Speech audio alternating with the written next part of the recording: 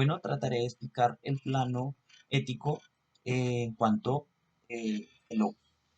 Empezaré por decir que el logos es quien, como dice en el libro de Bernabé, guía la conducta diaria del hombre. Por ende, quien lo conozca va a actuar de manera correcta, quien no lo haga, su alma está húmeda y actuará de manera errónea. Hace una comparación con los cerdos. La guerra como principio de todas las cosas. Bueno, debo aclarar que esta afirmación se ve en un ámbito mucho más político y ético, puesto que si hacemos una analogía con el comportamiento del fuego, pues resulta ser que esta guerra es la que genera todas las cosas, pero también las destruye y además es percibible ante nuestros ojos, es decir, es un principio sensible. Recordemos los fragmentos 123 y 54 en el libro 8, en el libro son los 8 y 9.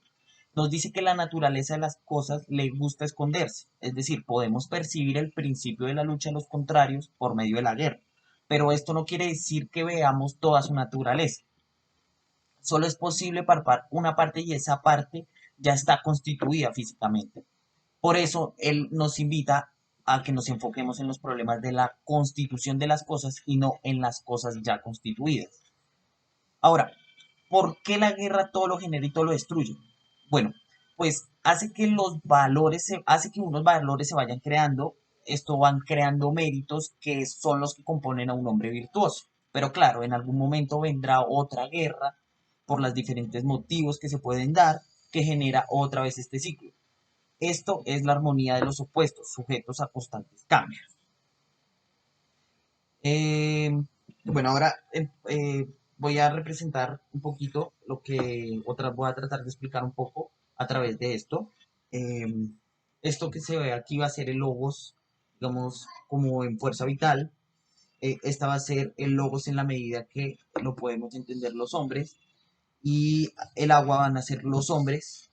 Y mis manos van a actuar como logos, es decir, van a tratar de de generar esa guerra y los hombres que suban acá serán los hombres que estarán más cerca al logos y los que se queden pues debajo serán los hombres, digamos que con su alma húmeda. Y yo únicamente lo estoy representando con el agua, pero pues creo que la idea se entiende. ¿Ven?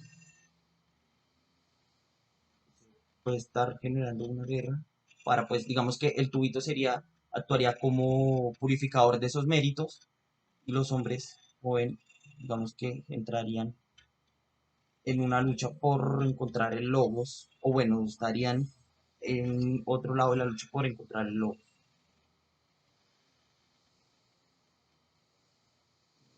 Bueno, eh,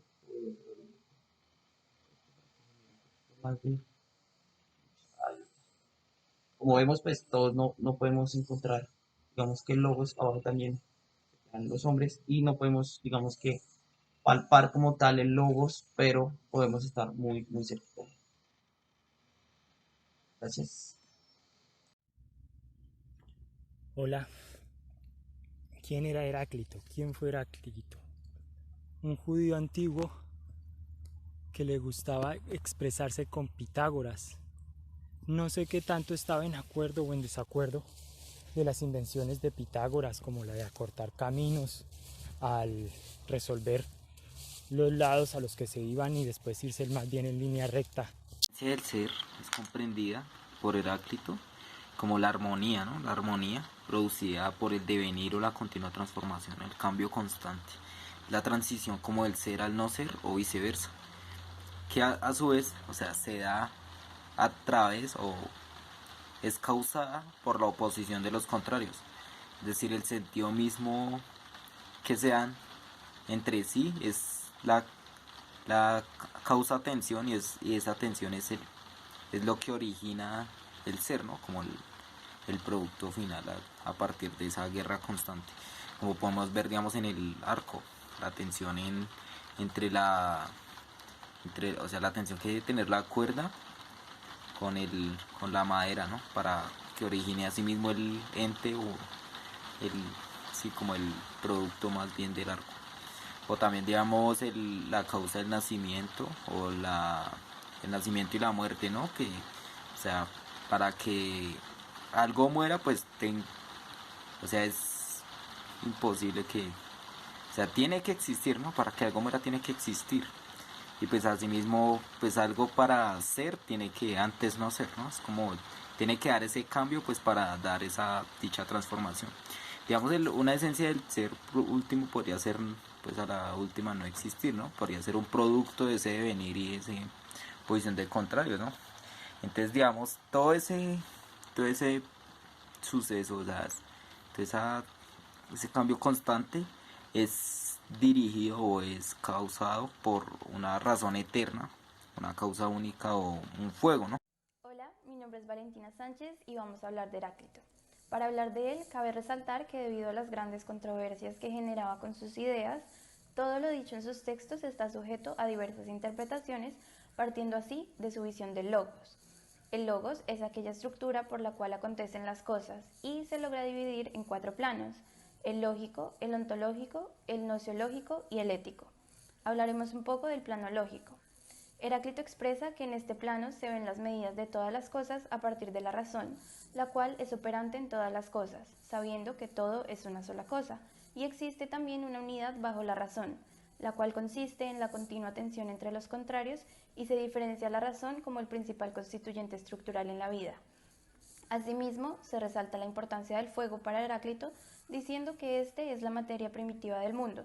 Se sabe que se transforma y cambia debido a la razón, ya que ésta nunca reposa, nunca es independiente, sino que cumple las medidas de la razón. Se puede concluir que siendo el fuego tan primordial y a su vez tan dependiente de la razón, se debe actuar con lógica para así definir el fuego como el representante sensible del logos. Para Heráclito, el devenir al que todo está entregado se caracteriza por un continuo paso y un contrario a otro. Por ejemplo, las cosas secas se humedecen, las cosas frías se calientan, etc. Ahora bien, como cada cosa solo tiene su realidad justamente en el devenir, la guerra entre los opuestos resulta esencial. De aquí que Heráclito haya formulado uno de sus aforismos más conocidos: la guerra es madre de todas las cosas y reina de todas las cosas. Sin embargo, esta guerra es de un contraste tal que en su interior genera una armonía. Esta armonía y unidad de los opuestos son el principio y por lo mismo Dios o lo divino, y de aquí, nuevamente, nace otro aforismo de Heráclito: Dios es día-noche, es invierno-verano, es guerra-paz, es saciedad-hambre. Para finalizar y ejemplificar lo antes mencionado, podemos tomar un objeto de la realidad como el arco, en donde podemos analizar lo que Heráclito quiso decirnos con su doctrina de los contrarios y su postulado de que la realidad se genera por la tensión continua e imparable entre los contrarios. El arco, el cual está tenso, parece en principio estar en reposo, pero realmente ese reposo y esa forma radica en la lucha constante y silenciosa entre sus distintos elementos. Es decir, el arco pareciese que estuviese quieto, pero está en una tensión que nunca desaparece. De hecho, si desapareciera esa tensión, el arco dejaría de ser un arco. Es decir, que tenemos que empezar a analizar el arco desde un punto de vista en el cual su funcionalidad o su ser radica en la unión de sus contrarios. Digamos que podemos ver aquí el arco que, digamos, en apariencia se ve como si estuviera en reposo, pero es necesario que la cuerda genere la tensión o esa lucha constante para que logre la deformación de lo que, digamos, podemos ver acá como, imaginándolo, un trozo de madera, ¿no? Entonces, si yo decido romper la cuerda, romper la tensión que hay entre la cuerda y el trozo de madera, el arco dejaría de ser arco y pasaría a volverse un simple trozo de madera, lo mismo que la cuerda. La cuerda volvería a su estado natural y dejaría de ser lo que era en un principio arco.